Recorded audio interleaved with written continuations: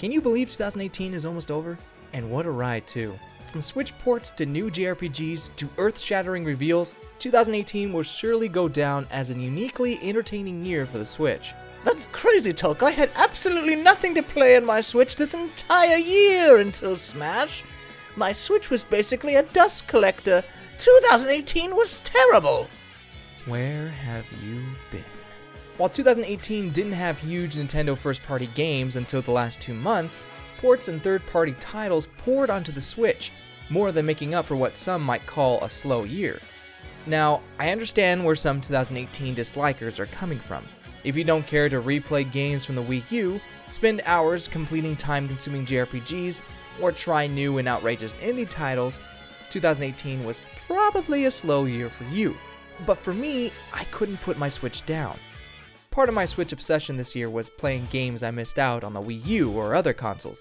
Bayonetta 1 and 2, Donkey Kong Tropical Freeze, ES8, etc. So my list for Switch in 2018 varied from person to person. Knowing that, picking a Nintendo Game of the Year might be easier for some. I'll give you a hint. It's Smash. There's nothing to choose but Smash.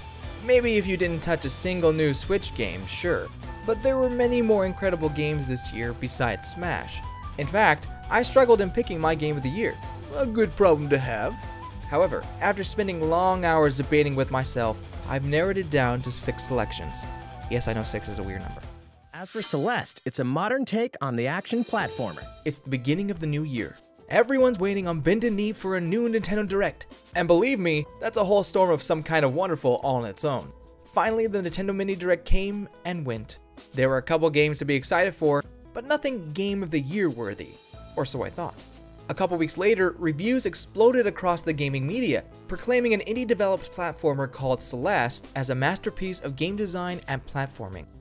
I'm normally not the experimental type, but the monumental praise and attention from popular writers and YouTubers pushed me to give Celeste a shot. Peer pressure got to me again. I'm not much of a platform gamer. I enjoy games like Mario and Sonic, but I'm the kind of guy who dies on the first Goomba in World 1-1. I'm really that bad. I blame Miyamoto for that one. But even a bottom tier gamer like myself found Celeste to be captivating, challenging, and rewarding. Celeste follows the self-discovery journey of Madeline, a girl with crippling anxiety and self-loathing, as she climbs a tall, snow-covered mountain. As she conquers each level, a new layer of her mental stability is peeled, forcing her to come face to face with her true self. There are moments of tranquility, panic, defeat, and satisfaction as you help Madeline befriend herself. The art style also beautifully portrays Madeline's journey. The developers didn't decide to take a pixelated art direction for nostalgic purposes. Rather, they wanted to create a mesmerizing and colorful style to convey Madeline's feelings. Each area acts as a new mirror into her psyche, and the visual presentation allows you to feel that with Madeline. It's not the same visual themes over and over again either, despite the entire game taking place on a mountain. In a way, it's therapeutic, even after dying 100 times. Celeste's difficulty takes my breath away. Not the awestruck kind of way, but the punch in the gut kind of way. Believe me, Celeste is not easy.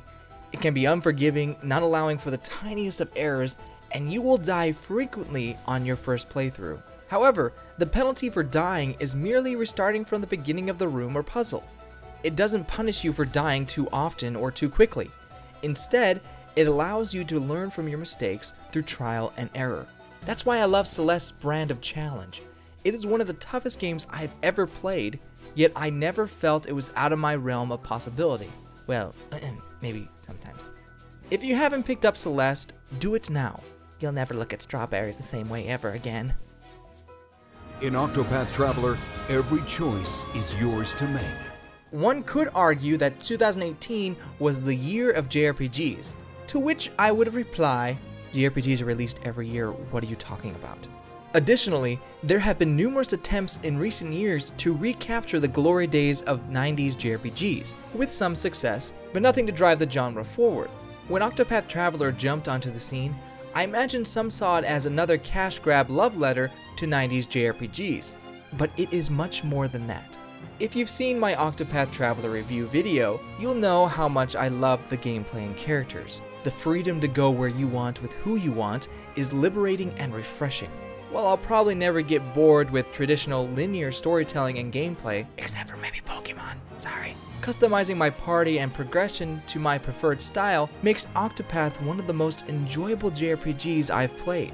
It's satisfying to find a strategy that works for you, even if there are strategies better than others.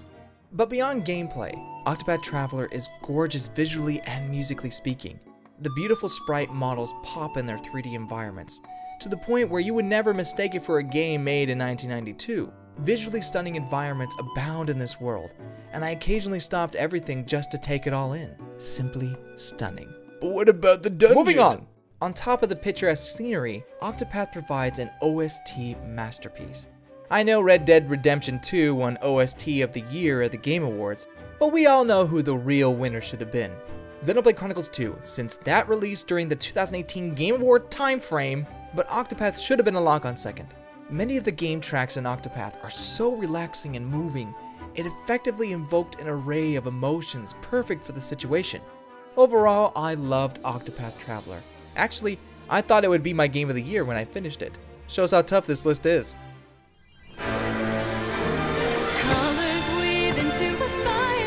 Easily the best Smash game in the series, hands down. There's a reason why they call it Super Smash Bros. Special in Japan, besides the Japanese not understanding English completely. Super Smash Bros. Ultimate is special because it not only brings together gaming franchises, but fans from all walks of life. You don't have to be a top Smash player to enjoy the game. Just grab a few friends, 3 or 4 pizzas, and play Ultimate. This Smash entry is the most addicting to date, and you'll find yourself saying, "Just one more," as annoyingly as those people in the Smash commercials. Of course, you can play Ultimate by yourself as well, and still get enjoyment out of it. After Smash Wii U's lackluster single-player content, Ultimate brings back the fun modes from Melee and Brawl, with some new creative twists. The revamped Classic mode makes it a joy to play through every character's unique path of challenges. Stickers, spirits, offer a much-needed new look on the trophy concept and provide neat nods to classic gaming moments and characters. Lastly, World of Light takes a more realistic approach to story mode. While I've heard some complain about the boring grind, I love battling all the spirits, making sure the spirits I use are either weaker or only slightly stronger to increase the challenge and get better rewards. On top of all this, we have a cast of fighters we could only dream about before now. If you show me this roster back when I was playing Melee, I would probably wonder who most of these characters are. But I would still call it fake. Ultimate is more or less our dream roster. And we still have 4 more unannounced characters to go, with Piranha Plant and Joker on the way. We really don't deserve this, Sakurai, but I thank you from the bottom of my heart. Ultimate is truly the best subtitle for this game. Makes you wonder where they're gonna go from here. How about Super Smash Bros. Perfect? Yeah. Now I know what some of you are thinking. How in the world do you put Smash Ultimate at number 4 on your list? It wasn't easy, but I'll show you why. Besides, it's my list. Jeez.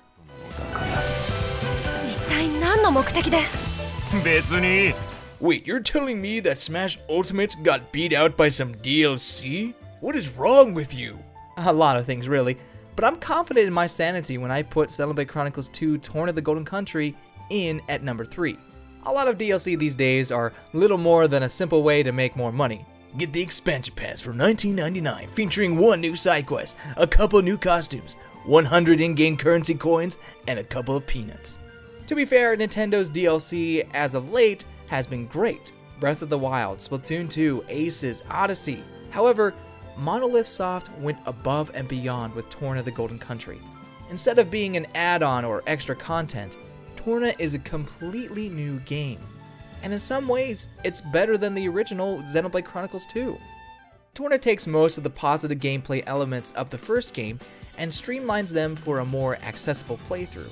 Switching between blades and driver makes fighting quicker and more engaging. Instead of customizing your party from random blades, your party consists of a set cast of characters, similar to the first Xenoblade. Some might miss building their own party, but having a set cast offers consistent gameplay as well as improving the character progression and plot. I enjoyed the main game story for the most part, but I still had a few questions by the end. Thankfully, Torna answered many of those questions.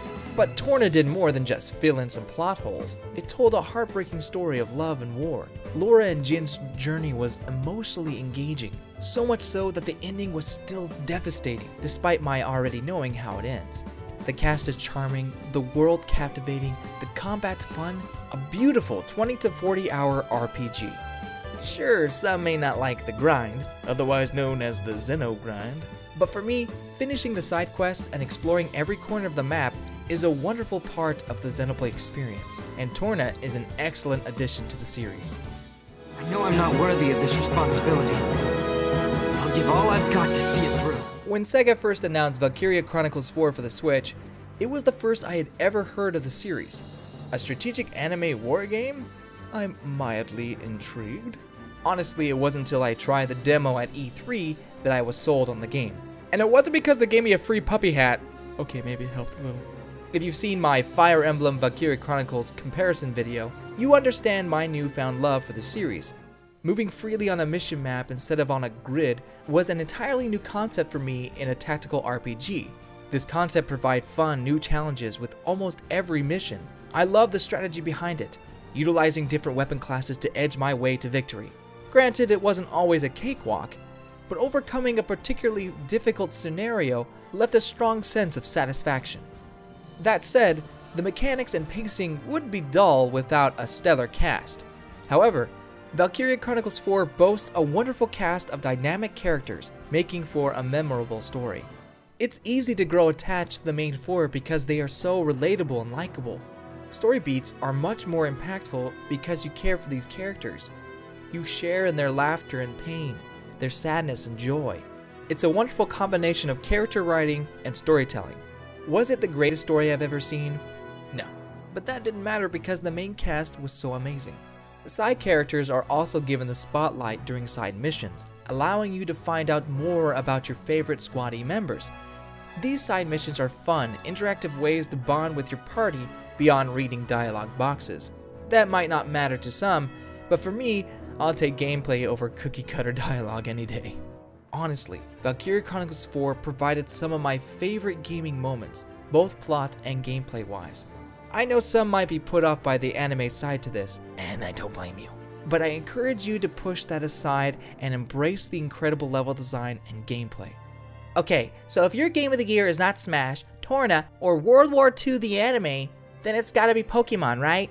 Well, about that.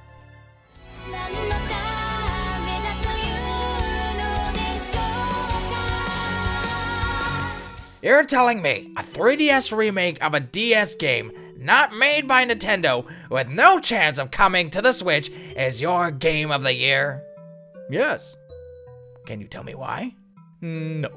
Look, I'm just as shocked as you are. Or maybe you're not, I don't know. Radiant Historia is another game I had only heard about second-handedly.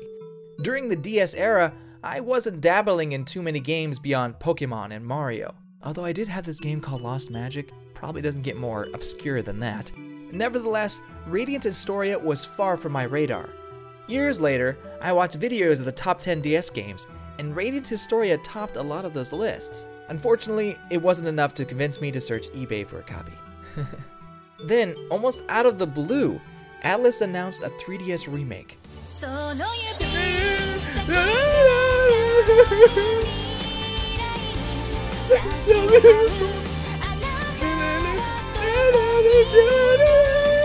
I had to have it.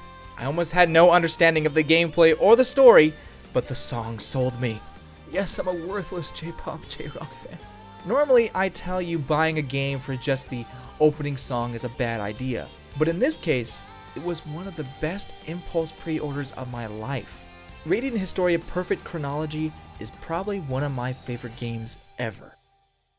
The story is hands down Radiant Historia's strongest aspect, featuring a great cast, a unique world, and gut-wrenching moments.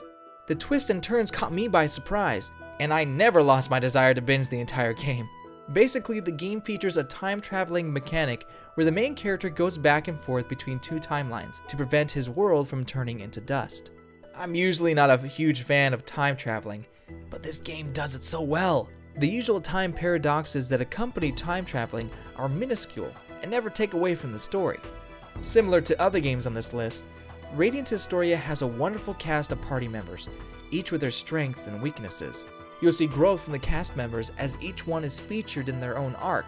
In this way, none of the party members feel like filler or last-minute additions. The 3DS remake also fleshes out the plot even more, filling in details left out in the original version. In fact, there is so much new content that the developers separated the original story and the added content for players to choose. For me, I chose the original and then quickly played through the added content New Game Plus style. Either way you do it, you'll want to play the added content. Trust me, it adds to the already amazing plot. Alright, we get it, you love the story. But what about the gameplay? Might as well be an anime if the gameplay isn't good. True, some excellent stories are bogged down by dreadful gameplay, or vice versa. However, the combat in Radiant Historia is just as amazing. It's turn-based combat set on a grid system. Certain attacks will move the enemies across the grid, allowing you to combo moves together and land major damage. The more attacks you string together, the higher the damage output.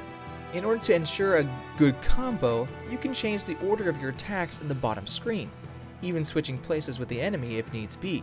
However, switching leaves that party member exposed to critical damage.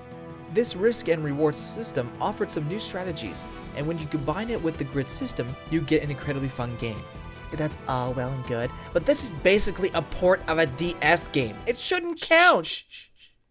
Let me like what I want. Is there a rule book saying what can or cannot be considered Game of the Year?